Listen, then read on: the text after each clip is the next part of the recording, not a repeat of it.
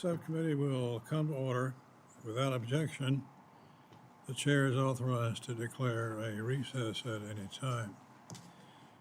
We want to welcome Administrator Isaacman to our subcommittee. We're pleased to have him here today at a critical and exciting time for NASA. Administrator, I want to first extend my congratulations to NASA for the success of the Artemis II mission.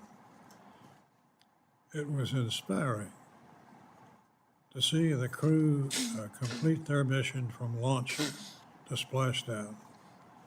We know this was no small feat and involved everyone at NASA working toward a shared goal. I also want to recognize Morehead State University in my district. Morehead was selected by NASA to support the tracking of Artemis II. I'm incredibly proud of Morehead State's space science program, where you can get a degree in space science. The unique opportunities that they offer to students in the hills of Kentucky. We're here today to review NASA's budget request for fiscal year 27. The request is $18.8 billion, a $5.6 billion, 23% cut from the fiscal year that we're under at the moment. In addition to the request, NASA received roughly $2 billion in the One Big Beautiful Bill for fiscal 27. After the success and momentum NASA has built up over the last year, it's disappointing to see that request. NASA has set out with ambitious goals under President Trump's leadership. America is in a space race with China, not so different from where we found ourselves during the Apollo era. We can learn a lot from history. The nation's commitment to Apollo and the success of the program clearly demonstrates that this is a critical time for investment in NASA. We must build on the investments Congress has already made. Administrator, you have recently laid out an ambitious plan for increasing the deep space launch cadence, building a lunar base, ramping up both lunar and Mars commercial missions, and returning American astronauts to the moon. The Appropriations Committee is supportive of these goals, but it's only through a strong discretionary budget process in partnership with the committee that NASA can meet these objectives. Let me now recognize the ranking member of the subcommittee, Mrs. Ming. Thank you, Mr. Chairman, and welcome, Administrator Isaacman. It's been 2 years and 10 days since NASA last appeared before this subcommittee, and a lot has happened since then, most notably the safe launch and return of our Artemis II astronauts. And I, too, want to extend a congratulations to you and to the entire NASA team, many of whom have worked decades to make this happen. Those 4 individuals, the astronauts who went further into space than any human ever did before, did so on the shoulders of the tens of thousands of Americans who made parts for the rocket or the Orion capsule, who used their own hands to build these systems, and of course the countless scientists and support staff. It is a success that every American can be proud of. The success of Artemis II and the news that the Nancy Grace Roman Telescope launch remains on schedule is all the more remarkable because it comes after NASA was left adrift in 2025 with political leaders who actively harmed NASA's missions and set the agency back years by creating a massive brain drain. The Trump administration's failure to steward the agency in 2025 was further demonstrated by deeply flawed and incoherent budget proposals and the lack of a fiscal year 25 spend plan, which the agency did not submit to the subcommittee until more than 4 months after fiscal year 25 ended. Even now, the Trump administration continues to hold NASA back. Its fiscal year 26 plan was due to this committee by March 9th, and yet here we sit still waiting for it. Administrator Isaacman, I want to be clear that no one up here holds you responsible for what happened before you were confirmed. We know that the Trump administration's Office of Management and Budget has made this mess, but you must clean it up. Unfortunately, the fiscal year 27 budget reflects more chaos and failure by OMB. This budget proposal from the Trump administration devalues education, and it devalues the kinds of advanced research in aviation and earth science that will be critical to the American economy in the years and decades to come. In short, it's a surrender of NASA's position as a driver of the American economy outside the Space Coast. Our science missions depend on a strong relationship between NASA, the private sector, and university partners. This request jeopardizes that successful scientific foundation by canceling over 50 missions and reducing or reformulating dozens more. I can assure everyone watching this hearing that House Democrats will once again lead the fight to make sure that these budget proposals never become law. House Democrats will not stand for a 46% cut to the science account, including the cancellation of more than 50 missions, some of which are vital to strengthening international partnerships, and most of which drive innovation at universities all across America. And we will absolutely not accept the elimination of NASA's Office of STEM Education, just as we did not allow this to happen in fiscal year 26. These accounts are too important to the long-term future of our country, and we won't let the Trump White House abandon these advancements.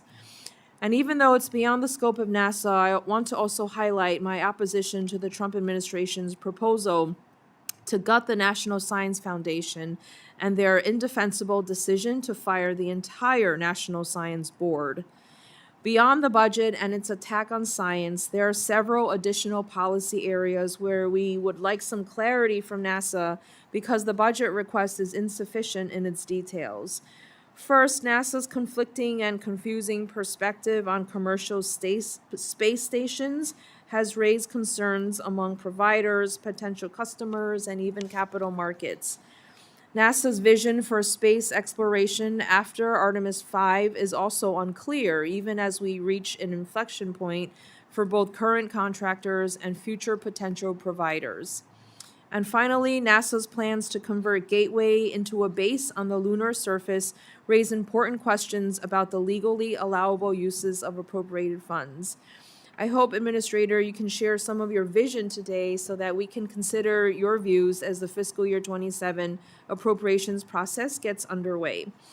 The bipartisan fiscal year 26 NASA appropriations law was enacted in January with almost 400 votes in the House because it rejected the Trump budget cuts and instead maintained our investments in science and education while also investing heavily in space exploration.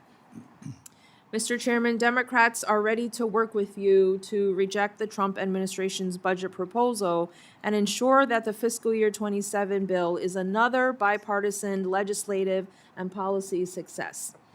Administrator, I know that you want to be a partner with us, and on that note, I appreciate also your commitment to the Goddard Institute for Space Studies, or GISS, in New York City, and the requirement that NASA restore their physical space. I look forward to your commitment to keep GISS a key part of NASA's Science Directorate, and I look forward to seeing these great civil servants back into the lab as quickly as possible. Mr. Chairman, thank you, and I yield back. Thank you, Ms. Mink. Mr. Administrator, you lifted us up in the last few weeks with the great success of Artemis 2. Congratulations from all of us. We now want to recognize our witness, Administrator Isaacman, for an opening statement. Without objection, your written statement will be entered in the record. The floor is yours. Thank you, Mr. Chairman, Chairman Rogers, Ranking Member Meng, and members of the subcommittee. I am honored to be in attendance before you today to provide an update on the National Aeronautics and Space Administration and present the President's fiscal year 2027 budget request.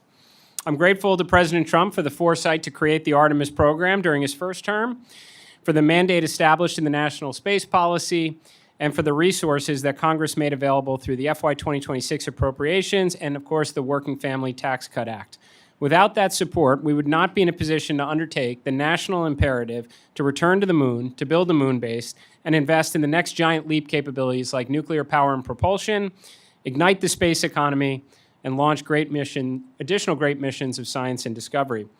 I also want to congratulate as well the entire NASA workforce, our contractors, our commercial and international partners, and of course, the Artemis II astronauts, Reed, Victor, Christina, and Jeremy, who brought the world together. They showed us the moon again and showed humanity Earth again. They did an outstanding job. And to the member of this committee and people all over the world, I just want to say, at NASA, this is just the beginning. I will state simply that under the President's budget request, NASA does have the resources to deliver world-changing outcomes. First, we will return NASA astronauts to the moon. We have reworked the Artemis program into an achievable plan by standardizing SLS, pulling in production, increasing launch cadence, and adding a mission in 2027 to buy down risk. We are rebuilding NASA workforce core competencies, taking an active role, and ensuring accountability across the entire supply chain. We will deliver the outcomes the world has been patiently waiting for, and we will ensure the agency and industry is prepared to support repeatable, affordable missions to the moon for decades into the future. Second, we are returning to the lunar surface to stay this time, to build a moon base. The FY 26 Appropriations and the Working Family Tax Cut Act already provide the resources to take a phased approach with dozens of missions to learn and inform the next. We will experiment with mobility, power, surface and orbital comms, resource manufacturing, and habitability. Eventually, the base will be nuclear powered and will help us master the skills necessary to someday, in the not too distant future, undertake a crewed mission to Mars. We will, of course, bring the world along with us with orbital observation satellites as the American people, and really people all over the world, can watch in real time on the Moonbase website. On that note, we are still investing in the next giant leap capabilities. After more than $20 billion and decades of failed programs, NASA will finally, after more than a half century, launch a nuclear reactor in space and get America underway on nuclear power and propulsion. Now, I did not ask for $1 more than what was already appropriated because we owe it to the taxpayers to demonstrate the practical application of this nuclear capability. We will launch SR-1 Freedom in 2028, the first nuclear-powered interplanetary spacecraft to deliver the Skyfall payload to Mars and usher in a new nuclear era in space, one that will power bases on the moon and Mars and help us explore the outer solar system. We will also do everything we can to usher in a new space economy. We have already expanded private astronaut missions to the space station and created more monetization opportunities for crew and cargo. We are prioritizing high commercial potential science in low Earth orbit and sending a strong demand signal for rovers, landers, modules, and habitats. While we cannot force an orbital or lunar economy into existence, we will do everything we can to ignite one so that by 2030 we can begin the transition from the International Space Station to one or more commercial space stations. The President's budget also supports the kind of exciting research and science mission that no other agency in the world can undertake. We are not accepting any gaps in Earth science or space weather.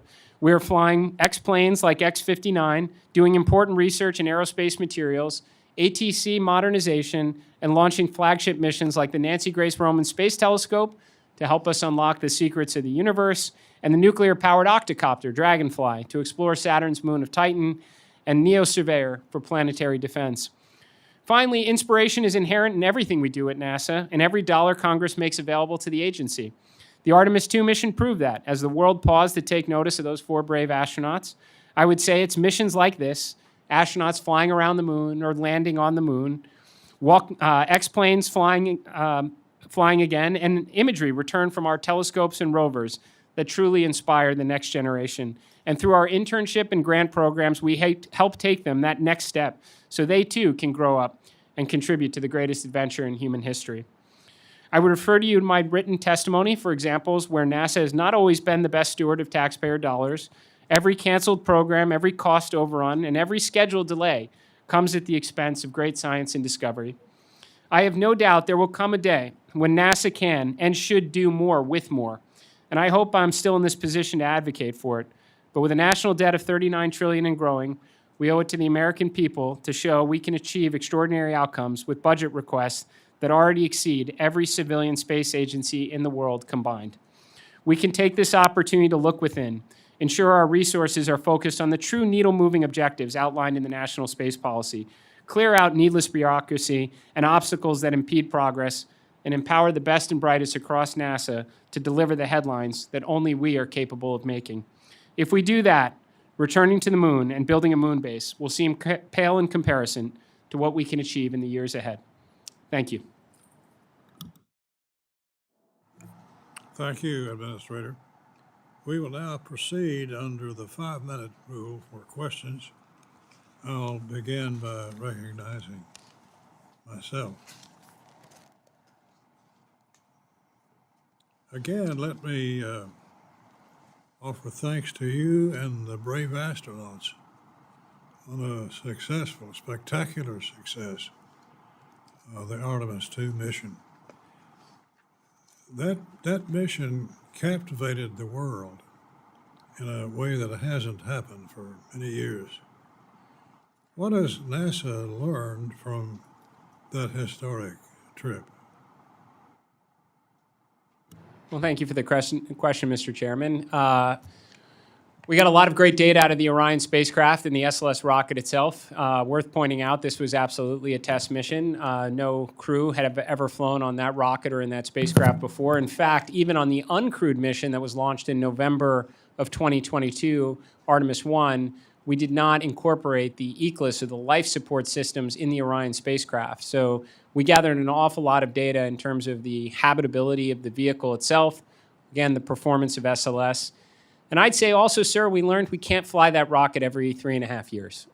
When we first rolled the Artemis II vehicle out to the launch pad, the first window of opportunity to launch was in February. Now, I don't think anyone at NASA thought that we were actually going to hit that additional window. And that was correct. We wound up having hydrogen leaks that were comparable to Artemis 1. We did, however, think that we would hit the March window after a second successful wet dress. And unfortunately, then we encountered a helium flow issue in the upper stage that was also very comparable to what we learned on Artemis 1. And that resulted us in having to put the vehicle back in the rocket back in the vehicle assembly building, rework the issue, and we came out to the pad and launched successfully on April 1st. There is no question for a vehicle this complicated as SLS and Orion, you need muscle memory, sir. You need to launch this rocket, I think, no less than every year to ensure success. On the heels of that historic Artemis II mission, share with us the goals of this budget request that include significant cuts below the fiscal 26 level. Yes, sir. As I mentioned in my remarks, I believe our ability to achieve President Trump's national space policy of returning American astronauts to the surface of the moon to pick up where Apollo 17 left off, build an enduring presence to realize its scientific, economic potential, is adequately addressed between the FY26 appropriations, the significant investment that Congress made through the Working Family Tax Cut Act, and the President's FY27 budget request. This gives us the resources to accelerate SLS production, pull it forward to the left, add a mission in 2027, very Apollo 9-esque, to buy down risk through the integrated test of the lander and the spacecraft in Earth orbit, and launch in 2028 for our landing attempt, protect for a second potential landing, so maybe 2 at-bats in 2028, to rebuild core competencies inside NASA so we can turn those rocket pads very quickly, and of course to build the infrastructure on the moon itself so we can establish that, enduring presence, sir. Turning to NASA's operating plan, which is required by law to be submitted solely to the Appropriations Committee for review and approval.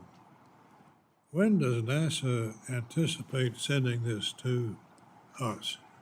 Mr. Chairman, I more than acknowledge that this has not been delivered in a timely manner. You certainly have my commitment to ensure it is on schedule going forward. I think this is somewhat of the timing of when I was confirmed, when the National Space Policy came out, and making sure everything was properly aligned. My understanding, the NASA portion should be complete.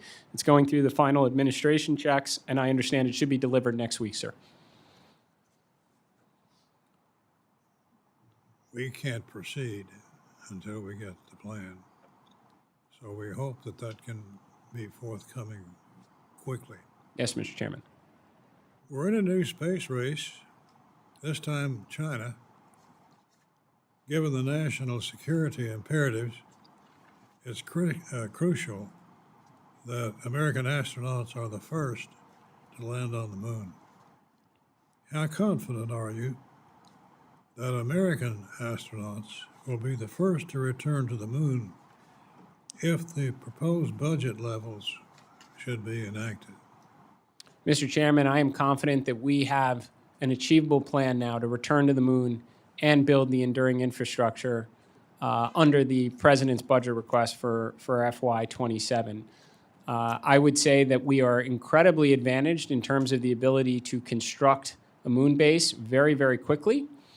And now by adding an additional mission in 2027 and rebuilding core competencies so NASA can drive outcomes, play an active role in ensuring our supply chain delivers what's necessary to achieve this mission versus perhaps a bit more passive in prior years, I do think we have the means now to ensure NASA returns to the moon before our arrival and, again, establish that enduring presence.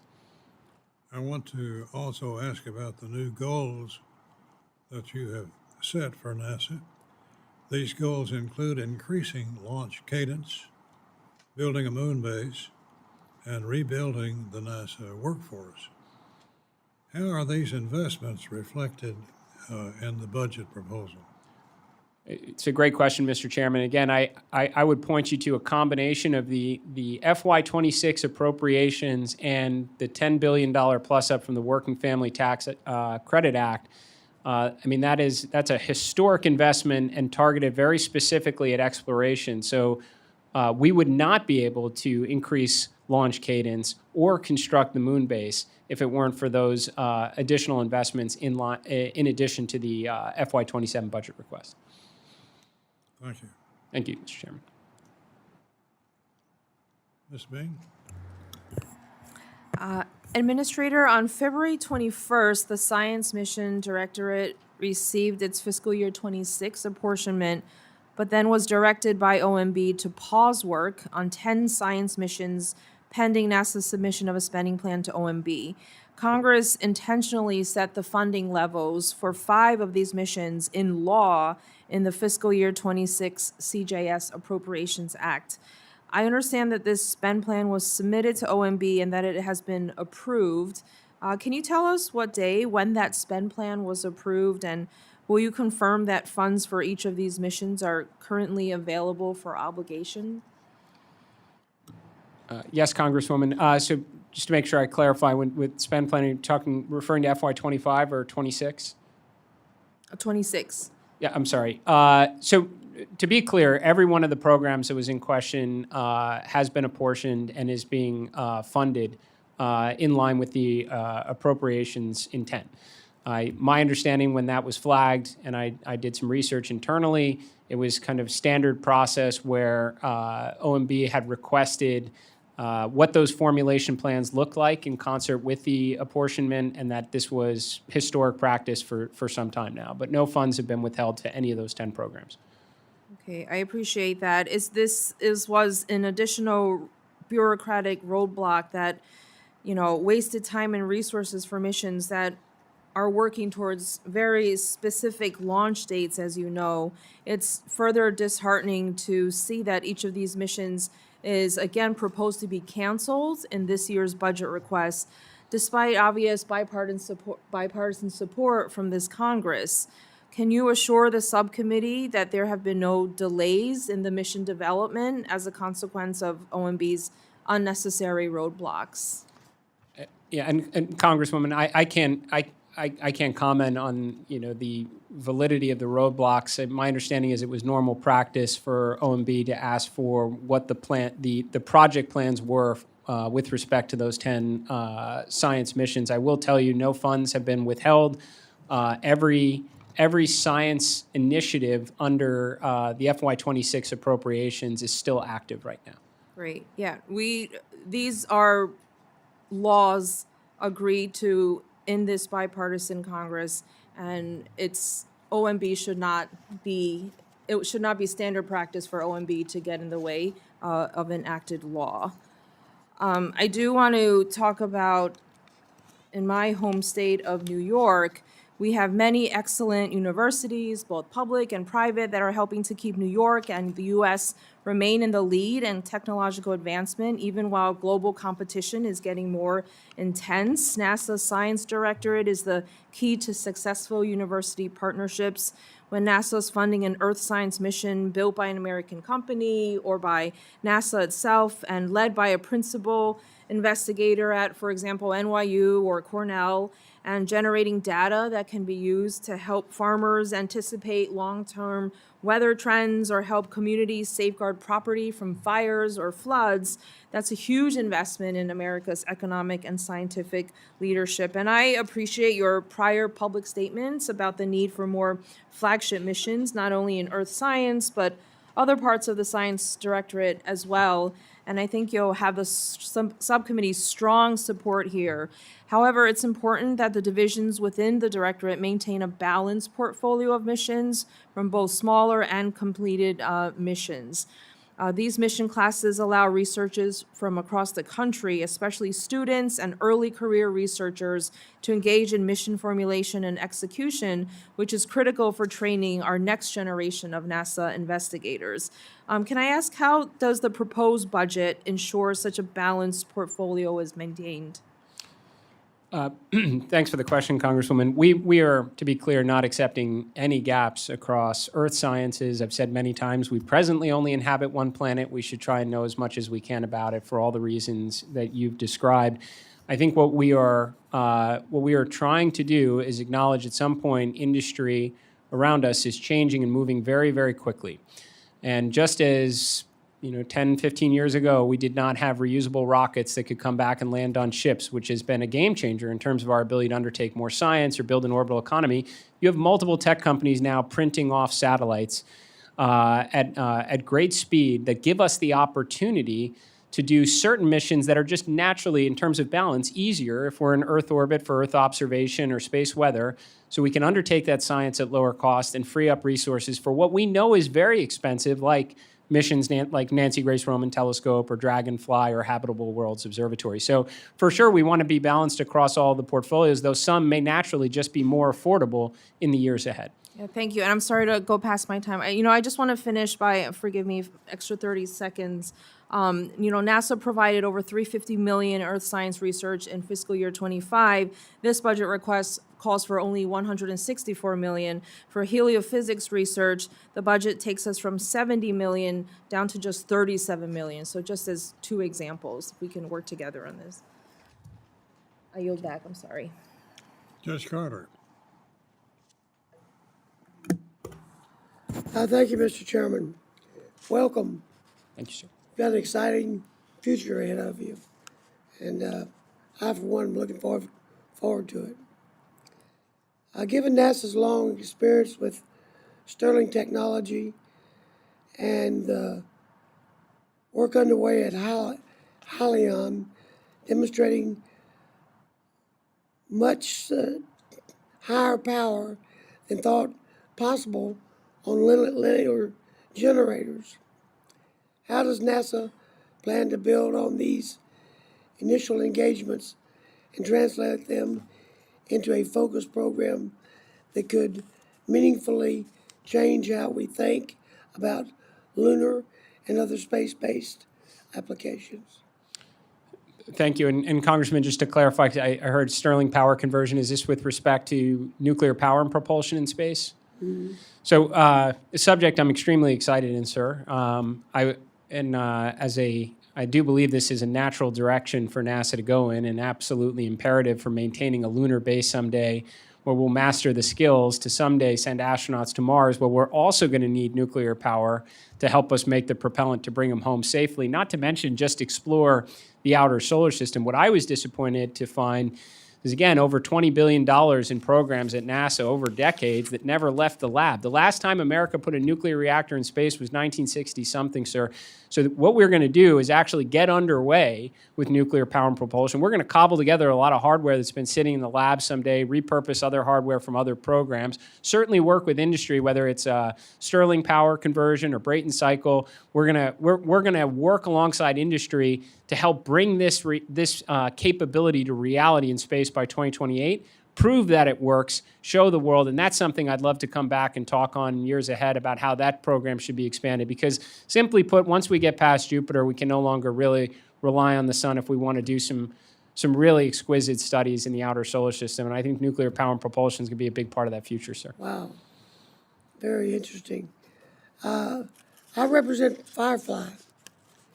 It's in my district, and their Blue Ghost Mission 1 performed the first fully successful commercial moon landing in March of 26 and completed more than 14 days of surface operations. This is the longest commercial operation on the moon to date. Administrator, you recently announced support for targeting up to 30 robotic lunar landings starting next year. This is an exciting development for both industry and NASA. How would you block by the robot lunar landers from companies like Firefly that have successfully landed on the moon to help drive the schedule and cost efficiencies?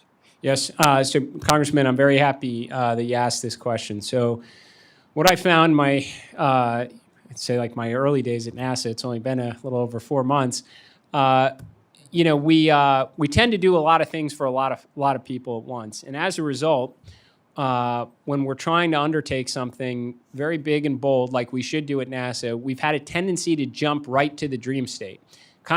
Jump right to Apollo 11, forget about the Mercury and the Gemini and all the Apollo missions before we got there. That was a formula for success. So when people talk about what does this moon base look like, I just say it's not the glass dome with the crop farm and the Ferris wheel. It's going to be a lot of littles, just like it was in the early days of our space program. So companies like Firefly, and there's others, Intuitive Machines as well, we're building kind of bespoke landers and launching them infrequently. And what we want to do is help them template it and launch with frequency. Lots of landers and rovers, just like I said, testing power, communication, mobility, navigation, and help us understand what does and doesn't work on the moon, because we haven't been there in a while, and use that to inform the subsequent phases. I have no doubt in the years ahead, as we look to land on the moon, robotic missions on a near monthly cadence, companies like Firefly and, again, Intuitive Machines and Astrobotica and others, they're going to be extremely busy, sir. One more question. I read somewhere in this material that the Chinese are trying to claim the South Pole. If I understand it, that is a location we have seen that we think there could be water. Yes, sir. We can't let those people do that. No, sir. So there's no question. We are absolutely in a space race right now. You think of the moon, the surface area is about the size of Africa. Where we want to be and where the Chinese want to be, that's like a little bigger than the size of Washington, D.C. It has water ice there, which we're going to want to interact with and, again, master the skills to make propellant there on the moon when we're days away from home instead of when we're 9 months away on Mars and we're going to have to do the same thing. So it's the perfect proving ground for us. The downside is we have a competitor. That's a good thing because it'll motivate us to put our resources where they need to be and focus. We just don't want to lose, sir. And when we build what we're building on the moon, can we build it at that location? That's where we're going to be, sir. You can count on it. Good deal. Someone yield? Thank you, Mr. Chairman. Ms. Dean? Thank you, Chairman Rogers, Ranking Member Meng, and thank you, Administrator Isaacman, for your testimony today. I have to say I join everybody in this room, regardless of anybody's politics, I join you in congratulating NASA and their partners for the spirit-lifting Artemis II mission. It's something this country beams about, and it's so important that we continue it. So please take that back to all of your partners. I want to follow up a little bit on something that some of my colleagues, you said to some of my colleagues in the House Science Committee last week. When you were asked about a staff report detailing NASA's illegal implementation of the FY26 President's budget request, NASA's decision to defund programs based on the President's budget request before Congress passed its FY26 funding bill, you responded that it is a longstanding norm at NASA to adjust prioritization of resources based on the lowest of the House, Senate, or presidential budget request. Is that happening? I'm building on what Congresswoman Meng, ranking member, said. Is that happening in response to the FY27 budget? Congresswoman, no, that is not happening. And to maybe expand upon what I said, what the associate administrators for each mission directorate do in the face of a continuing resolution is start adjusting prioritization, again, based on the lowest of the marks. Aeronautics specifically adjusted prioritization based on the lowest of the House marks, which I believe was approximately $200 million less than where the appropriations came in at. And they made the determination that this was not one of the highest priority development initiatives. This is respect to the powertrain drive, ma'am. So are you saying they have slowed or stopped work on some of those projects? Not under FY26 or we're doing, to be very clear, we're under FY26 appropriations. We've not made any adjustments, based on the 27 President's budget request. My understanding is last year, under a continuing resolution, that was the longstanding practice to take the lowest of the marks, and they in fact went based on the House mark on it. Of course, that shouldn't have been the practice, because I'll remind you of what you know. Congress, under Article 1, Section 8, has the power of the purse, and it is your role to implement the FY26 as approved by Congress. We can confirm that. Understood, right? You understood. As I'm administrator, we will always follow the law, ma'am. Terrific. I wanted to hold up one of these posters just to continue to celebrate. Turning to science, the core of NASA's mission, just magnificent what came back to us. NASA science is providing the scientific foundation for Artemis. The landing site for Artemis 4 will be chosen using data from the Lunar Reconnaissance Orbiter. We understand the challenging radiation environment facing our astronauts because of the heliophysics missions measured it. I was disappointed to see, just like last year, another massive cut to the Science Mission Directorate. The President's budget request cuts $3.4 billion, nearly 50% of its budget. More than 50 missions, as we've talked about, are simply omitted from budget documents sent to Congress. Yes or no, are these omitted programs, canceled? They are not canceled, no. Why are they omitted? I think the belief, and I certainly agree with this position, is that a lot of these missions that are in formulation right now have coverage from existing assets. So we are not accepting gaps on that, ma'am, and that we can reformulate a better approach leveraging commercial industry for Earth observation and space weather. That's changing what actually has happened. You're omitting, as I said, 50 missions in terms of this. Who made the decision to omit the 50 missions? I'm sorry, Somebody had to make a decision that they would have been pulled out. I believe the President's budget request reflects that these missions, either in formulation or those that have been long past their original design life, could be achieved. So we're not forgoing the necessity of Earth observation or space weather, just that we can do it at lower cost. The President decided that then? OMB, President, or did NASA consult the advisory committees? This formulation process was, I came in very late in this process. I would assume would follow standard practice, which includes the discussions with the leadership from our various mission directorates. I'm new to this committee, just this Congress, just as you are new to your position, but it's my understanding that in the past, missions proposed for terminations were still included in the budget request, because we know that cancellation is not cost neutral. We all know that. And I know this administration's really worried about waste. So I don't understand the movement of moving missions out without consulting with Congress or the technical committees.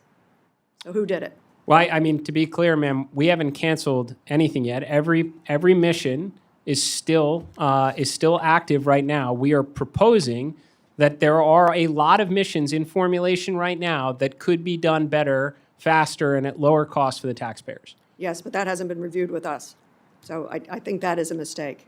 And I know my time's going to run out, or am I over? I'm out? Okay, it went through. I apologize for going over. I didn't realize. Chairman, thank you very much, Thank you, ma'am. Administrator. Mr. Clyde. Thank you, Chairman, for this hearing today, and thank you, Administrator Isaacman, for your testimony before the committee, especially just 2 weeks after the crew of Artemis II safely splashed down. There's going to be a chorus here of congratulations, and I'm not going to miss that opportunity either. So congratulations again for a tremendously successful mission around the moon, the first crewed flight beyond low Earth orbit in more than 50 years. I want to commend you and everyone at NASA for this resoundingly successful mission, one that inspired a new generation of scientists and engineers and united the entire country behind a common goal, and that doesn't happen very often. I want to thank President Trump also for issuing Executive Order number 14369, titled Ensuring American Space Superiority, which sets America's space policy to extend the reach of human discovery, secure the nation's economic and security interests, unleash commercial development, and lay the foundation for a new space age. And I also want to commend you on the budget that you are presenting today. The FY27 NASA budget proposes a reduction of more than $5.5 billion from FY26, refocusing NASA's mission on space exploration and terminating the lower priority programs within the Science Mission Directorate. Administrator Isaacman, sorry. Can you tell me how this budget prioritizes NASA's most important missions, reduces redundancies, and ensures that critical programs remain on time and on budget, all while saving taxpayers an amazing more than $5 billion? Thank you. Thank you for the question, Congressman. I also thank all the members for the acknowledgement of Artemis II. I was very fortunate to be there at that time. That all belongs to the workforce, the contractors, all the partners who have come together, and it is just the beginning, as I mentioned. So I do think it's important when we talk about achieving the national space policy to look at it in concert with the Working Family Tax Cut Act. That was a $10 billion historic investment in NASA, not to mention the FY26 appropriations. Thank you very much. Along with the FY27 budget request, is giving us the resources to do the national imperative. We're standardizing the SLS launch architecture. We're increasing cadence. We are taking an active role. I can't emphasize this enough. We will not sit on our hands and just wait for the vendors to deliver the hardware. That's not what they did in the 1960s. It's not what we're doing now. We're embedding NASA subject matter experts across the supply chain to drive outcomes, not excuses anymore, to get the hardware we need to launch this moon rocket with cadence. We are rebuilding our core competencies inside NASA, increase our expertise, because I have to tell you, throughout NASA's entire history, from Mercury all the way through the shuttle, sir, we used to launch rockets every 3.5 months on average, not every 3.5 years. We need to get that muscle memory back. And in parallel, sir, we have the resources to build the moon base, to get infrastructure in the desired zone on the moon, the South Pole, so we can get there, start working with the water ice, and master the skills someday for a mission to Mars. And we have the resources under FY26 appropriation and decades of struggling programs to get America underway on nuclear power and propulsion in space. And as I mentioned, sir, too, we're going to continue to work on igniting the orbital economy. We're going to stimulate the lunar economy with lots of landers and rovers. And we're still launching extraordinary missions of science and discovery, flagship missions that no one else in the world is capable of undertaking. Well, thank you. As a Navy supply officer, I believe in on track and on budget, or under budget, if you can possibly do that. So great to hear that. You know, in March 2024, 60 Minutes detailed significant questions surrounding the Artemis program and its continued ballooning costs and schedule overruns. In this report, NASA's Inspector General stated, and I quote, "Significant reductions in cost and better planning. The current trajectory of the Artemis program is not sustainable." In response, NASA's Associate Administrator in charge of the Artemis program said that NASA disagreed with the Inspector General's characterization of the current situation and stated that NASA has taken a, quote, affordable path for the Artemis missions. So my question to you is, do you agree with the Inspector General's characterization that the current Artemis cost trajectory is unsustainable? And if you do or if you don't, can you elaborate? I think the Inspector General is an incredibly valuable tool at NASA, and I value the relationship with them because I think they're exposing parts of the agency that are mismanaged. And the Artemis program is absolutely correct. What we are setting out to achieve there, returning astronauts to the moon, and to use that as an opportunity to set up for subsequent missions to Mars and beyond. But there certainly was mismanagement along the way. I mean, you've got a mobile launcher that we recently we stopped on and we're standardizing to increase launch cadence that was becoming a work of art from 300 and some odd million to 1.8 billion.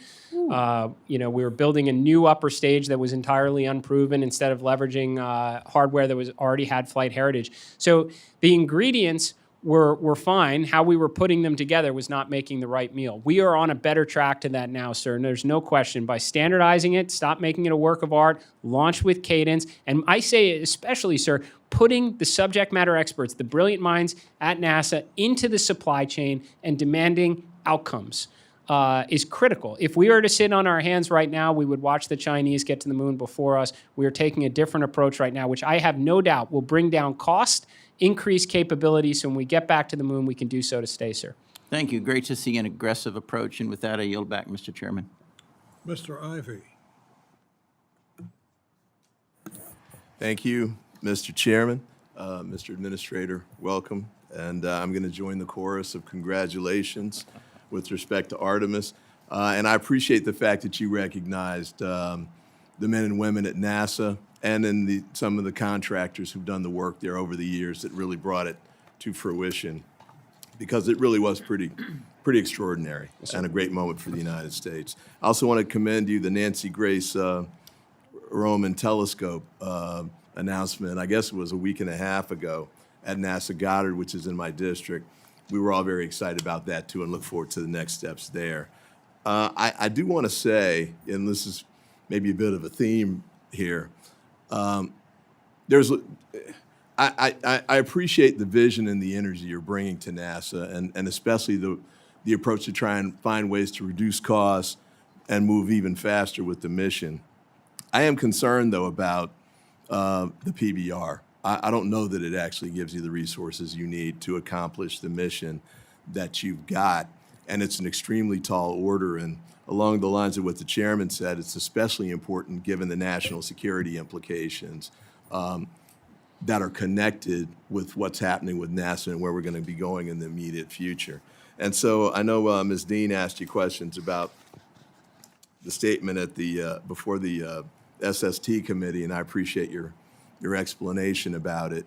I do want to say that if there are issues with respect to working out the arrangements here with the PBR, I think the PBR is way too low. And I'll say in the last Congress, I appreciate the fact I'm new to the committee as well, but we reached some good agreements here on this committee, the subcommittee and the full committee overall. I think we moved a lot of bills, including this one in particular. The president signed it.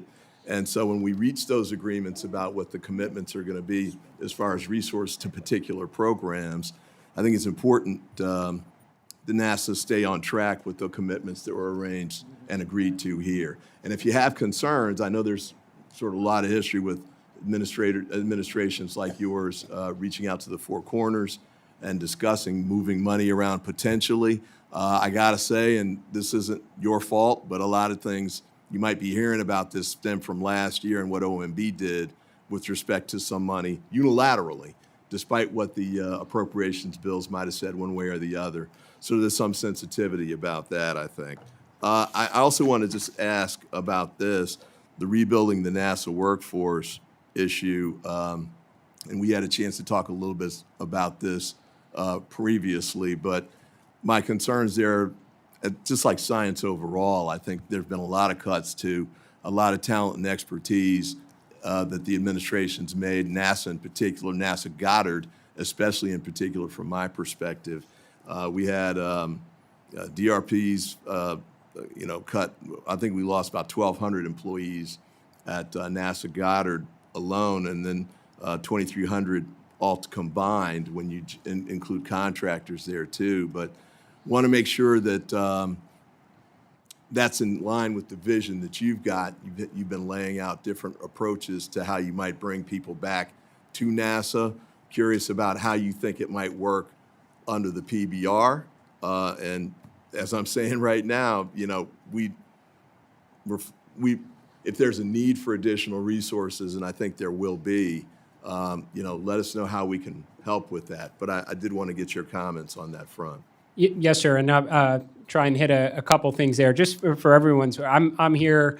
I'm here for the mission, and I know it's going to take alignment from all involved in order to undertake and achieve the near impossible that we set out to do at NASA. And I will always follow law, and I'm happy to make my cell phone available to every member of Congress if that's helpful. I don't believe in surprises, and I'm happy to provide. Be careful what you wish for there. But And I am happy to defend, too, if there are circumstances where I think resources are not being applied correctly and coming at the expense of the science that we all care about, I'll be the first to put up my hand and have that conversation. There'll be no mysteries about it because I want you to know.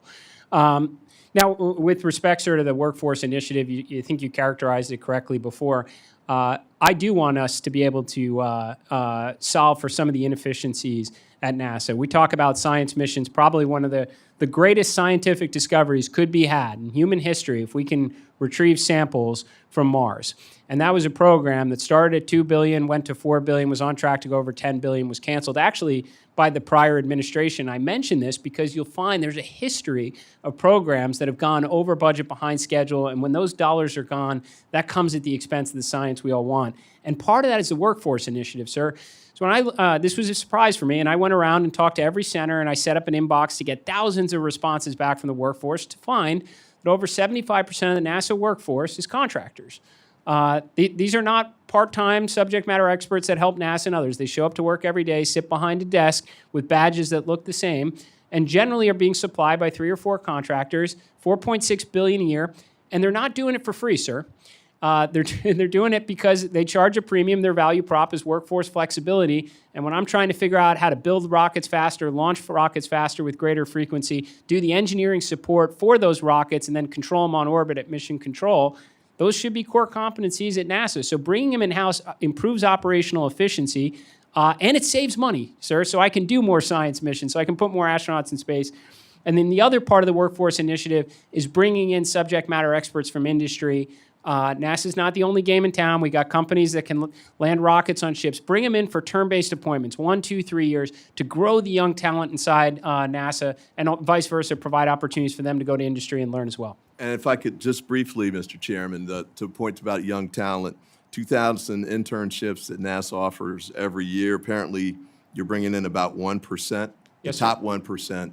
I'd hope you take a look at bringing in more potentially than that. And also, with respect to the number of internships, I think Maryland gets one for the entire state, 35 for Texas, 43 for Alabama, 17 for Ohio, 49 for California. I hope you'll give us an additional look on that front. But thank you so much for what you're doing, and I appreciate the energy that you brought and your availability. Thank you, sir. And I will look into that one. That seems low, sir. Thank you, Mr. Chair. I yield back.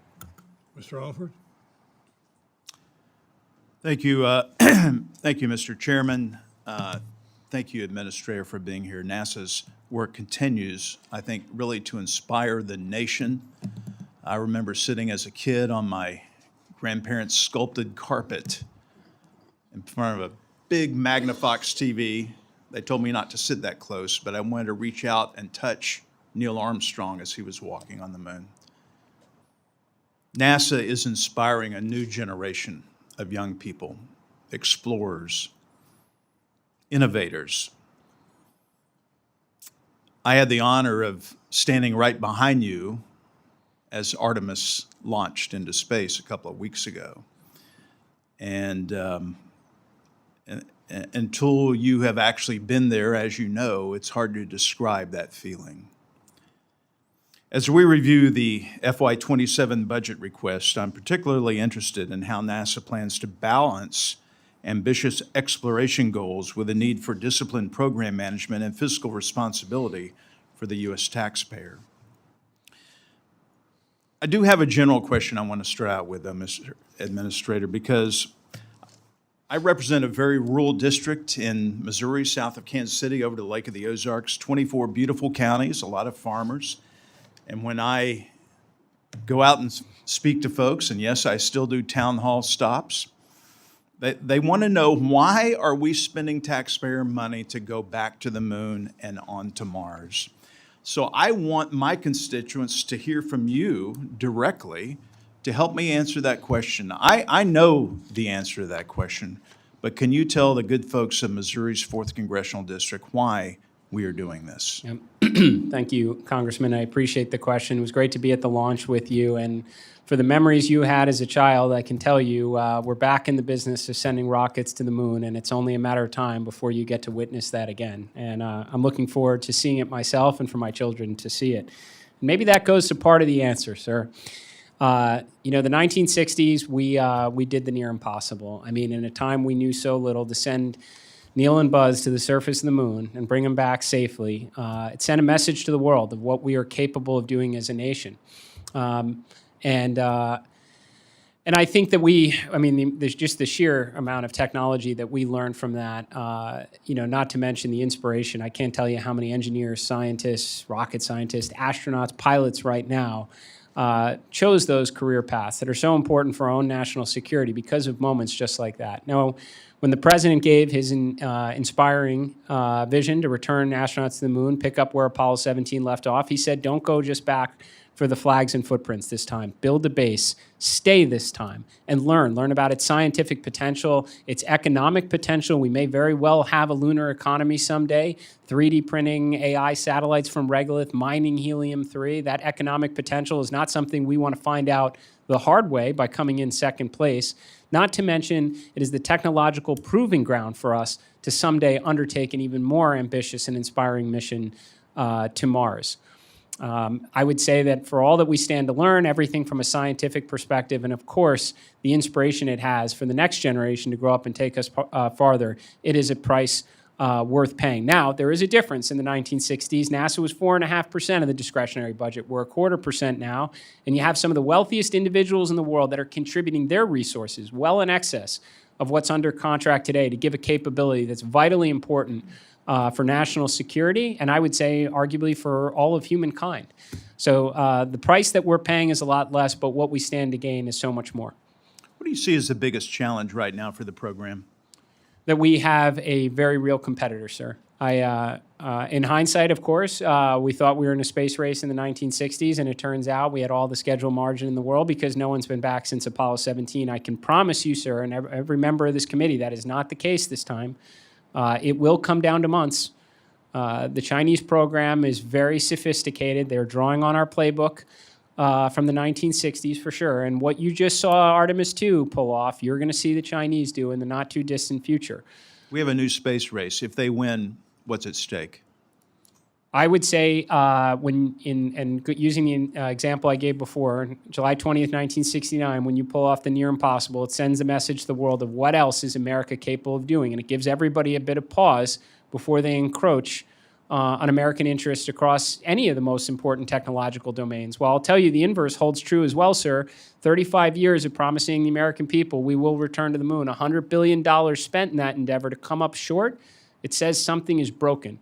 And I think that shockwave will be felt around the world if we come up short. Thank you, sir. I yield back. Mr. Briley?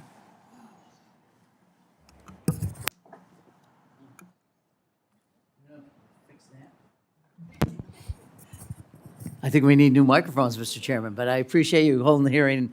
Mr. Administrator, thanks so much for being here. I join with Representative Alford. I was a young man watching those grainy images of Neil Armstrong in my mom and dad's living room and feeling this extraordinary sense of pride and accomplishment. I'm such a nerd, I probably could name the 7 Mercury astronauts. That's how much I care about this. But so, look, congratulations to Artemis II, congratulations to NASA and all the folks who made this happen. It is an extraordinary moment in our history. But I do want to come back, and I'll just say in general terms, I think you've heard from a lot of the members about the Science Mission Directorate. And if you can do all these things and cut costs and do it in a more efficient way, I think we would like to know that, but we are very, very concerned about the potential impact of being delayed, scaled back, or canceled. So I don't want to ask you again because you've been asked each way, but just to reemphasize how important we think this is. I do want to, though, note, in sort of just broad terms, reading this morning about National Science Foundation's nonpartisan National Science Board being eliminated or members being told that they're no longer needed. And, you know, also concerns about potential funding for the Office of STEM Engagement. It feels to me at a moment, and you just talked about this, a need for innovation, bright minds to be engaged, to be excited, to be joining in this mission, that in many ways the administration seems to want to undercut this drive to having young people engage in science. And whether it's STEM or whether it's the other programs I mentioned, I'm really concerned about it. So help me feel less anxious about the administration's efforts to undermine science broadly, because this does end up being an important part of what NASA is trying to do. Well, Congressman, I appreciate the question, and I just want to say this administration absolutely values what we can accomplish in space. As I mentioned in my opening remarks, President Trump created the Artemis program during his first term, created the Space Force, the Artemis Accords that we now have 63 nations around the world that have signed on for our like-minded views of what peaceful exploration of science and discovery should look like across the last great frontier, not to mention the National Space Policy that gives the mandate to return to the moon and build the base. What I would say, sir, with respect to inspiration, is it's inherent in every dollar we receive from Congress. I mean, you know, I've heard it across the dais today that Artemis II, I was sitting there with my child or my grandson and heard it in the previous committee as well. That causes people to pause and take notice. And I guarantee you after Artemis II, you're going to have more children dressing up as astronauts for Halloween, sir. Well, I hope that's true. I absolutely. But do you disagree that STEM engagement is a core component then of that? How if we're not attracting folks to the sciences and engineering and math, how do we end up expecting people to be scientists working on these programs in 10 or 15 years? Sir, I would just say it is inherent in everything we do at NASA. The inspiration for sure, but every one of the mission directorates has internship programs. Every one of the mission directorates has grant dollars that go out. So within the president's budget request, we can inspire the next generation through our exciting missions of science and discovery. We can provide internships to give them pathways into NASA, and we can get them hands-on with hardware through our various grant programs. In fact, the moon base alone, with dozens of landings over the next 3 or 4 years. I've told this in publicly many times. We could raid the pantry at every NASA center for scientific instruments, and there would be so much excess mass and volume available that we wouldn't know what to do with it. We're going to have kids in university right now building scientific instruments that in the next 2 years will be on the surface of the moon, sir. Okay, I appreciate that. We're going to hold you all to it. With my last minute, the Project Ignition proposes pausing the Lunar Gateway program, which was scheduled to receive about $2.6 billion under the One Big Beautiful Bill, although I know we don't refer to it that way anymore. But are you planning to reallocate the funding in the pause, and can you talk a little bit about what you see the future of that? Yes, sir. So there will still be orbital capabilities, as a component of what that Gateway program was meant to be. You're going to need orbital communication relay. You're going to need orbital observation. But we believe the bulk of those resources, sir, should be putting infrastructure on the moon itself and not above it. We don't want our astronauts looking down on the Chinese when we could be on the surface ahead of them. But the idea of orbiting landers that would be there on an ongoing basis, that is now out of the project, as I understand it. And it may very well be there in the future. In fact, I can see a lot of merit to it, but I think the immediate priority is getting that infrastructure on the surface of the moon itself and not above it, sir. Okay. Thank you, Mr. Chairman. I yield back. Mr. Strong. Thank you, Chairman Rogers and Ranking Member Ming, for holding this important hearing. I concur with the Ranking Member. It is a fact there is wide bipartisan support for NASA. I go a little further, and there's a lot of support from the President of the United States, and that's proven in where this space program is. It's good to see you again, Administrator Isaacman, and I thank you for being here today. Just 17 days ago, the world watched as 4 astronauts returned to Earth, completing the first crewed deep space mission in more than 50 years. Every American should be proud of this incredible accomplishment. I have the honor of representing Marshall Space Flight Center in Huntsville, Alabama. You look at the second-to-none workforce at Marshall and the unmatched expertise in North Alabama, and I proudly say the road to the golden age of space exploration runs right through the Rocket City.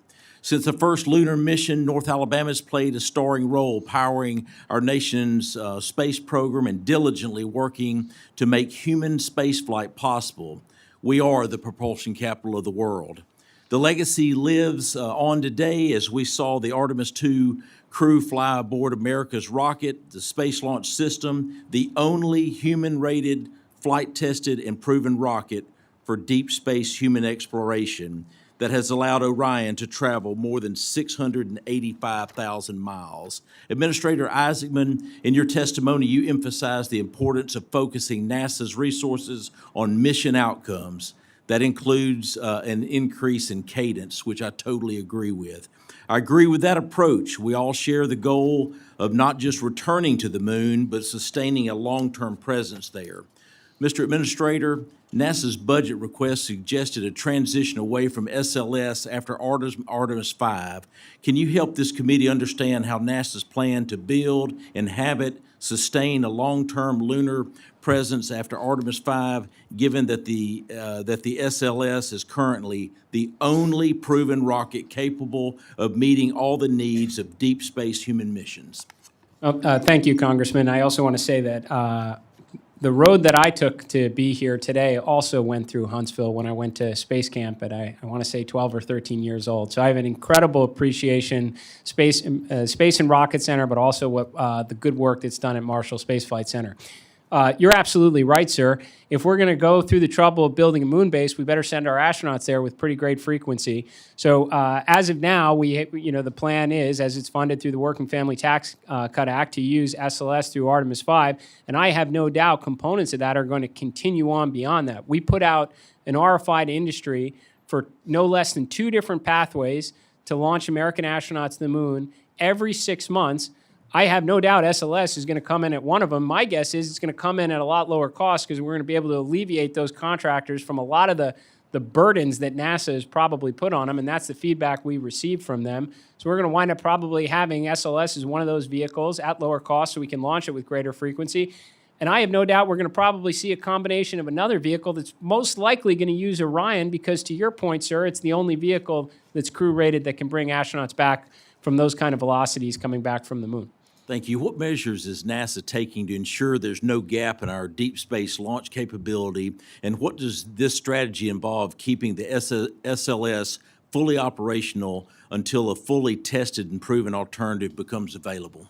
I couldn't agree with you more. That's exactly why we put out RFIs now, because we know, one, we have a national space policy that says go to the moon and build a base. So again, if we're going to the moon and we're building a base, we're going to want to send NASA astronauts there, American astronauts there, with great frequency on that. We put an RFI out to industry and said, tell us what we don't know. What are the options that are available so we can go every 6 months instead of every 3 years, which is the cadence we've been on up till now. Now, I haven't seen the responses back, but just from my conversations with industry, I have no doubt you're going to see SLS in there, and you're going to probably see other proposals that make use of components of SLS like the Orion spacecraft. And what they've been telling us is we can do this at lower cost so you can launch with more frequency if NASA just eliminates some of the bureaucracy and the impediments that we put on those vendors. And I have no doubt that's going to be reflected in the price point, sir. Thank you. NASA and Congress has consistently emphasized that the Artemis mission's success depends on strong execution, a stable workforce, and maintaining the schedule. We've seen that model work in action. Artemis 1 and 2 were successful thanks to collaboration of small business, contractors, and civil servants who delivered on America's national security and civil space priorities, and they did it safely. Small businesses have played a key role supporting the expertise of civil servants to deliver on NASA's mission for over 50 years, and we must continue building those relationships and that ecosystem. As NASA explores new approaches to its workforce strategy, as you have suggested, such as bringing some contractor roles in-house, the agency must not lose its expertise, innovation, and flexibility that small businesses provide. Mr. Administrator, how does NASA plan to balance its workforce strategy between civil servants and contractors, especially as it relates to efforts to bring contractor roles in-house? Yes, sir.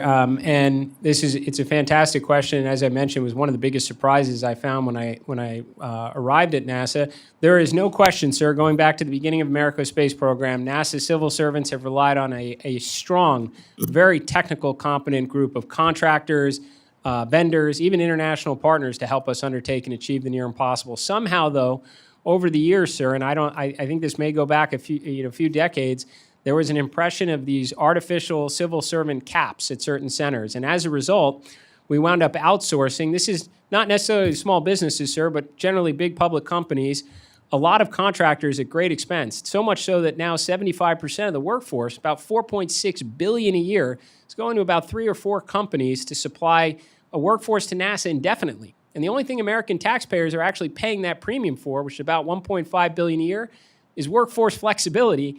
And here we think to beat the Chinese, we might need to bring in expertise on building rockets, launching rockets. And when those astronauts call back and say Houston, that mission control that they're talking to is actually NASA employees and not contractors like it is today. So we're just trying to right the balance. The small businesses that provide subject matter expertise and consultants, that's not the focus of this, sir, but the big companies they're charging a lot to the taxpayers for perpetual staffing, we do want to right that ship, sir. Thank you. Mr. Chairman, I yield back. Mr. Mervin? Thank you. Thank you, Chairman. Thank you, Ranking Member. Administrator Isaacman, I want to thank you very much for joining us today. I want to echo the importance of the NASA STEM engagement program that my colleagues have made. Engaging young children after they have been inspired by the likes of the Artemis missions is important to ensuring that we have young adults who want to go to schools like Purdue University, the cradle of astronauts on the onward to the moon, Mars, and beyond. In 2024, I was honored to announce that the Challenger Learning Center of Northwest Indiana received $963,000 through the appropriations process. I was proud to support the request, which will have a lasting impact on engagement in STEM and encouraging them to consider careers in science and space. Our children are the next generation of astronauts, scientists, mission specialists, who will help return humans to the moon, land a human on Mars, and achieve new heights currently unfathomable. In addition to Challenger Learning Center, Indiana's Purdue University faculty and laboratories play a major role in developing the science that goes into the NASA missions. The university's research in biology and lunar gravity will contribute to the sustainment of human life at the moon base. My first line of questioning for you today regards NASA's Commercial Lunar Payload Service. Does NASA's fiscal year 27 budget request provide sufficient resources to support the accelerated schedule for returning to the moon, specifically the scientific exploration and space technology payload side of CLIPS? And then second, does NASA's view CLIPS and the planned shift to the medium and larger landers as a critical tool for maintaining U.S. leadership in the race to establish permanent lunar presence? Thank you for the question, Congressman. You know, I do talk a lot about America's ability to return to the moon, and putting our astronauts on the surface before our great rival comes down to months, not years.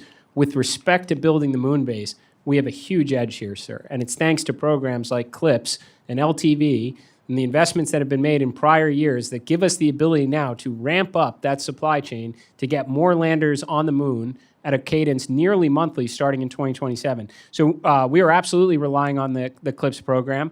I would just ask, when you look at the investments being made into it, to look beyond just the FY27 budget request, because to the prior question, we plan to make good use of the resources that were going into the orbital outpost above the moon and putting that infrastructure on the moon itself. So we're able to make significant investments in the CLIPS program to build the moon base. Virtually the entirety of Phase 1 leverages CLIPS, CLIPS 2.0, and our LTV contract, sir.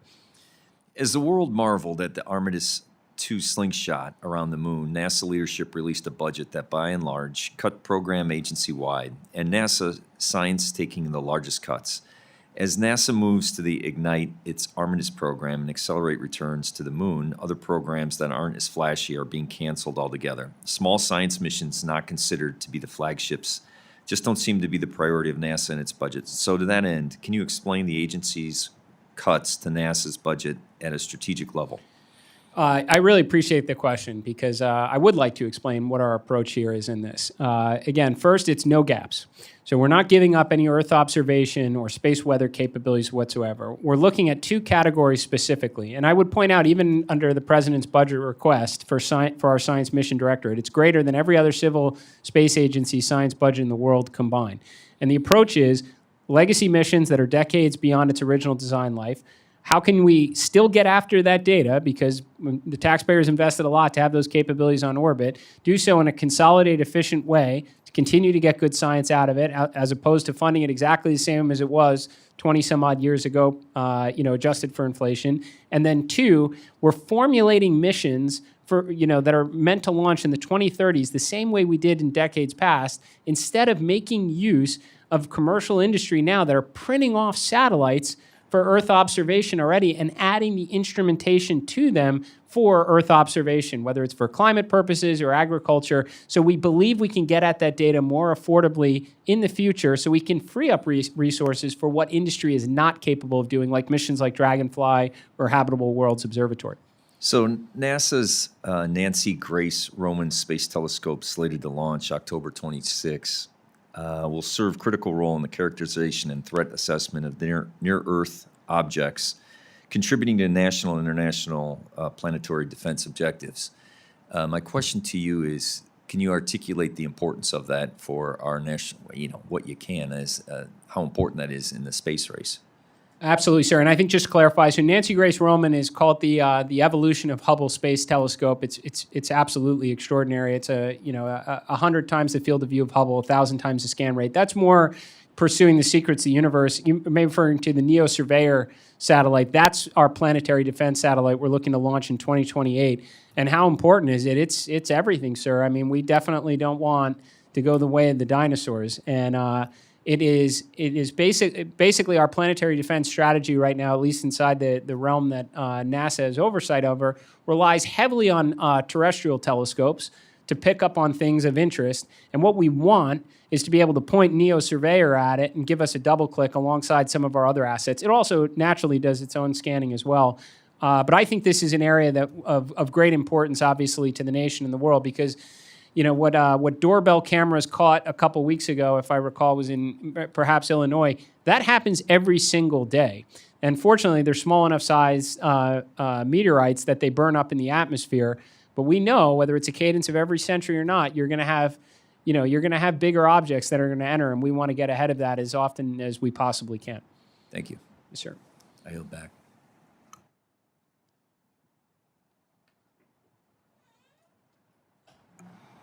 Mr. Klein. Thank you, Mr. Chairman. Thank you, Administrator. Congratulations on the success behind the Artemis II mission, first and foremost. It was a true demonstration behind the power of government and industry working together to achieve a common goal of returning to the moon, space exploration, and human space flight. A key component to that success, I believe, is due to our thriving commercial industry, which we've cultivated by operating under the principles that government should rely on commercial sources, with the exception being when no private source is available. The work is, quote, inherently governmental, quote, legally required or is necessary for national or homeland security interests.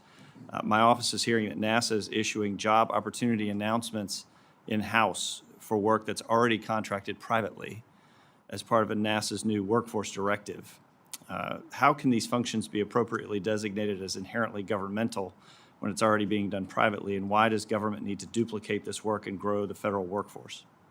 So, thank you for the question, Congressman. I point out that what we're talking about here is not industry capabilities in terms of software or hardware. I mean, this is simply put, these are staffing agencies, and they are supplying a workforce to NASA that have worked there for years and will continue to work there indefinitely.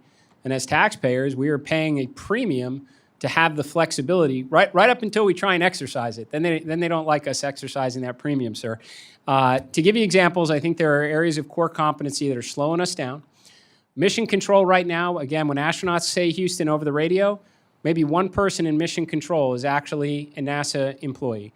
The exploration ground systems, those that I need to depend on to build up the rocket and launch with cadence or to beat the Chinese back to the moon, it's entirely outsourced.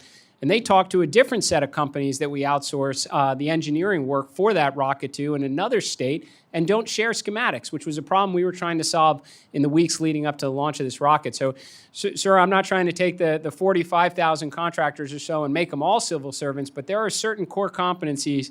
People made decisions in years past to outsource to temp agencies. I think it's honestly, it's wasteful use of taxpayer resources, and it's coming at the expense of us being able to beat the Chinese back to the moon. Well, when you say wasting taxpayer resources, is NASA terminating contracts for convenience and allowing them to expire, or running parallel federal and contractor work streams? And if so, who bears the termination costs? So the way I would answer that, sir, is I am not picking the contracts that we are going after, nor am I picking the personnel. The general guidance I said is to the bright minds at NASA. In fact, this is being led by the former Stennis director from Mississippi, and said, what are the core competencies you need to ensure American leadership in space long after I'm gone and this administration change is over? What do you need by center? And there's pilots at each. The best example, mission control. And they're being extremely thoughtful, sir, about the timing of the contracts themselves, which, again, inherently have flexibility built into them. That's the whole reason we're paying, I think, about $1 billion to $1.5 billion a year in premiums is for workforce flexibility. So the contracts inherently do provide that. They just don't like us exercising it, sir. So you don't agree that there are termination costs to those contracts, to ending those contracts? And I honestly couldn't tell you, sir, that we're actually terminating some of them. We might just be exercising the flexibility rights that are within them to add or reduce the workforce and move them to civil servants, sir. All right. I understand you feel the Mars sample return mission, as formulated, originally was rightfully canceled due to exorbitant costs and mismanagement. However, this committee provided $110 million in taxpayer dollars in our final FY26 bill to go towards Mars future missions that would buy down risk on some of the technology needed for a future MSR. With the Chinese planning to return their own samples by the early 2030s, this may be another flashpoint in great power competition. Do you plan to take a look at the industry studies proposed to NASA in 2024 and reformulate a new mission to go and retrieve the Martian samples? Congressman, I think going and getting those samples would be absolutely extraordinary. I do think it would contribute to the greatest discovery in human history, and I am very disappointed that the Chinese have a plan to go and do so on that. That stated, the previous program, again, was canceled under the other administration, went from $2 billion to over $10 billion. So I don't fault anyone. My job here is absolutely the mission, sir. And I think in years past, we tried to formulate these grand projects with various international partners and make a good press release out of it. And the result was we actually never got after what we were intending to do. And we lost a lot of money along the way. If we are given the mandate to go get those samples and the resources do it, we would formulate it the right way with industry partners. Encourage you to utilize a commercial approach using firm price contracting to prioritize cheaper, faster, and more efficient solutions to the complex mission. I yield back. Sir. Now, welcome to the subcommittee, the newest member of this august group, Mr. Shreve. Thank you, Mr. Chairman, Administrator. Thank you for being with us. I am the new member. This is my second subcommittee hearing, and when you're down dais, you're often on cleanup in terms of questions, and so I don't want to rehash material that my colleagues may have asked you. I do want to note that I represent part of Indiana, as does my colleague from the Chicagoland portion. I'm a graduate of Purdue University. I studied agribusiness in grad school, not rocket science, but it's an extraordinary university. Neil Armstrong, and about 24 astronauts came out of Purdue. My home state is also deeply invested in some programs at NASA. We've got L3 Harris, we've got Redwire, continuing that legacy of advanced aerospace engineering. Administrator, in this new era of competition, domestic manufacturing is going to be critical to ensuring that we've got the capabilities necessary to compete with our adversaries, China principally. In your view, what investments are required to bolster the critical components of the space supply chain, advanced manufacturing, and ensure that states like my Indiana benefit from these public investments, sir? Thank you very much for the question, Congressman. I would tell you right off the bat, we need valves. If I could wave a magic wand right now with respect to the supply chain and have more than one option to free up the bottlenecks when it comes to rocket production, lander production for our uncrewed, the CLPS landers we were talking about before, valves. Unfortunately, in this respect, NASA is not always a great customer because we need exquisite valves to a certain spec, and we might only need a handful of them.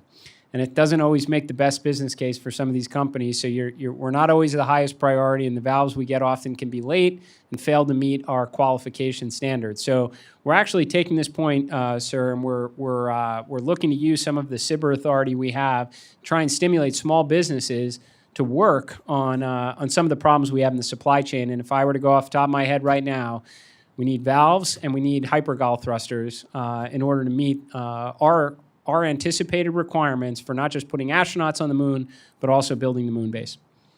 I appreciate that. We've very much talked about getting to the moon, and the moon is a leapfrog to ultimately getting to Mars. But there are multiple missions that have and continue in low Earth orbit up at the ISS that we're funding today, and that we would continue to fund in this next budget that we're wrestling with. Can you speak to some of the commercial missions going on and that will continue in the next budget year on the ISS, and what their uses will be on the moon in the end use cases that NASA needs toward these commercial development for the next few years? Yes, sir. I have a great example for you, which is the actual spacesuits our astronauts will wear when they're walking on the moon. So we can do a lot of testing here on Earth.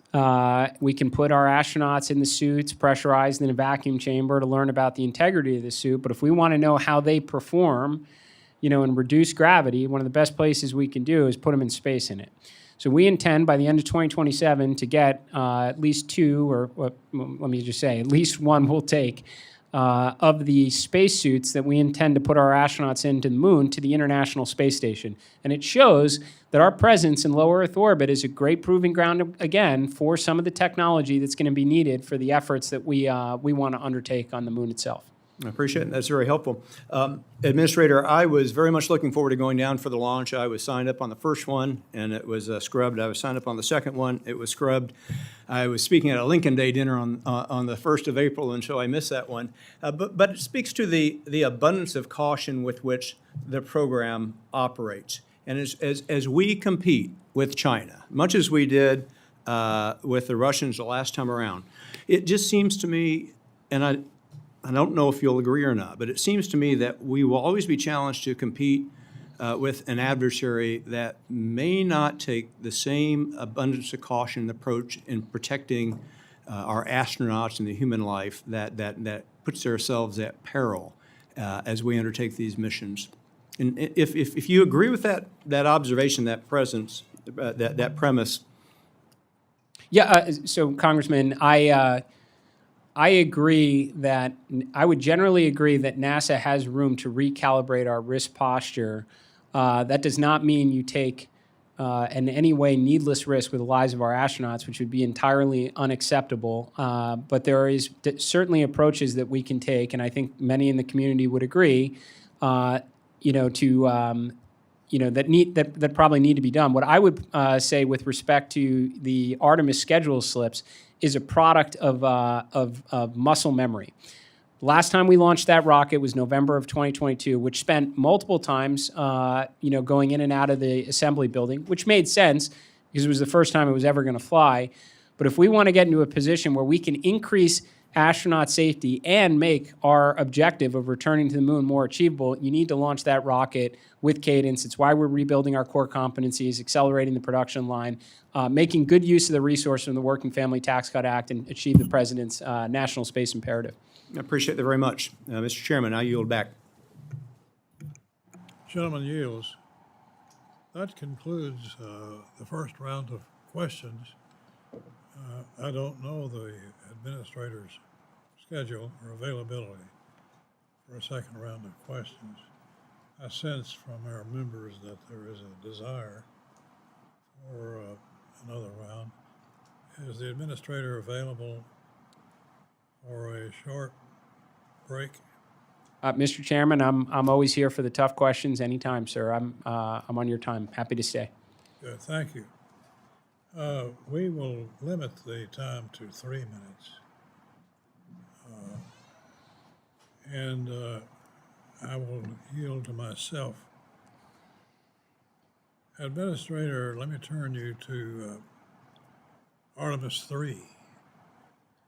NASA recently announced changes to its architecture in order to test the human landing system's ability to dock with the Orion capsule. The budget request for the human landing system is roughly $2.8 billion. Given this very large investment, how confident are you that Artemis 3 will remain on schedule and successfully complete the mission? How does your budget request reflect the changes in the Artemis architecture? I appreciate the question, Mr. Chairman. I'm also very grateful because you're absolutely correct. The taxpayers are making a very big investment to both SpaceX and Blue Origin's human landing system capability. I would also appreciate that both those companies are investing well in excess of that as well for a capability that is so important to NASA, but honestly, national security, American competitiveness, because it's that capability that allows us not just to get back to the moon, but really build the moon base, sir. Put lots of mass efficiently and affordably on the surface, not to mention every other application that comes from a rocket that you don't have to throw away. So we're very grateful for that. I would say I've received responses from both vendors, both SpaceX and Blue Origin, to meet our needs for a late 2027 rendezvous docking and test the interoperability out of both landers in advance of a landing attempt in 2028.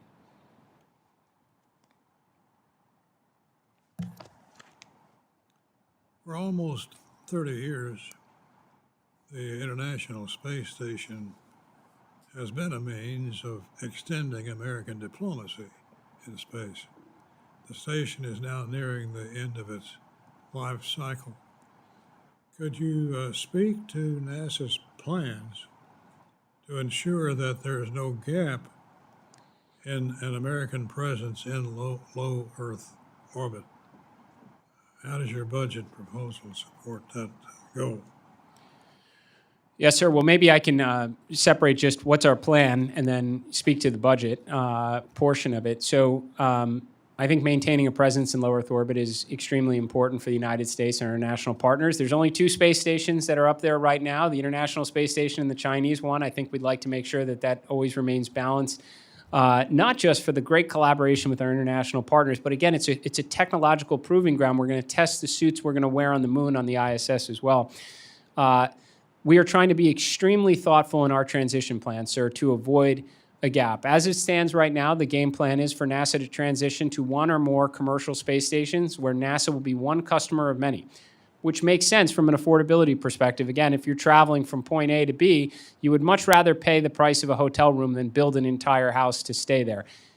That gets a little bit if it turns out we are the only one and have to rent every single one of the rooms in the hotel. So we want to make sure that we understand the market demand for a human-in-the-loop space station as well as we possibly can. So we put an RFI out to industry, and we're getting the responses back, and I intend to meet with every one of them the weeks ahead, and we've preserved the original pathway, and we've provided some alternatives. And I want to just ensure whichever one we go down has the highest chance of success. Because to be honest, it's not on industry. NASA has not a good history in the last few decades of understanding the market size or meeting budgets or schedules well. And I don't think we want to get this wrong and find out only the Chinese have a space station. With respect to the budget, sir, we are doing everything we can to stimulate an orbital economy so that prophecy is fulfilled, and we are one customer of many. That's why we added additional private astronaut missions to the space station. We might even buy seats on that because it is directionally correct to get more NASA astronauts in space and work closer with commercial industry. We're giving industry the opportunity to monetize further payload and commercial astronaut seats. So we can't force the economy into existence, but as I mentioned, we'll do everything we can to ignite one, sir. China's space station was launched in 21, making it an attractive option for countries looking to partner and conduct science in space. Will you commit that NASA will not deorbit the International Space Station until an alternative is ready to launch? Mr. Chairman, we have an executive order right now to transition the space station to commercial industry by 2030. I want to do everything I can with the resources and the expertise we have at NASA to ensure that there is a commercial alternative available by that time. I don't want to see a gap in low Earth orbit, sir. Ms. May? Mr. Administrator, I wanted to piggyback on what Mr. Morelli had talked about earlier about the Office of STEM Engagement. It plays such a critical role, as you know, in building a future STEM workforce. In New York, just in fiscal year 2025, the office invested $2.5 million, and over 300,000 people participated in its programs. I know that the administration proposes eliminating this office, and if you zero out the office, how does a kid in New York public school get from watching the launch to actually working the mission without that financial bridge that NASA has provided for decades? And how does NASA plan to make up for the loss in potential future workforce talent? Thank you very much for the question, Congresswoman. I want to emphasize, and I understand because it's a department and it's labeled STEM, it's naturally getting a lot of attention on this. I just can't emphasize enough that the functions performed in that department also exist across our mission directorates. So the ability to issue internships is across all of our mission directorates, and grant making is also across all of our mission directorates. I think the idea under the President's budget request is some of this is duplicative and doesn't acknowledge the inherent nature of every dollar given to us. It moves in the direction of STEM. I just want to make sure that we as a country are building upon the energy and success of missions like Artemis II.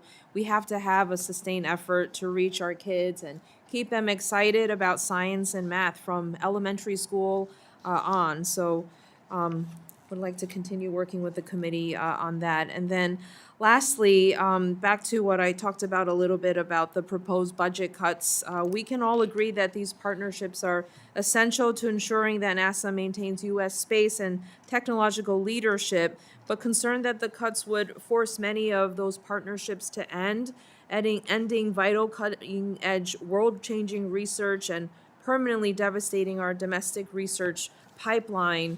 What specific mechanisms will you put in place to ensure that the vital intellectual capital in New York and across the country isn't lost if these federal partnerships expire?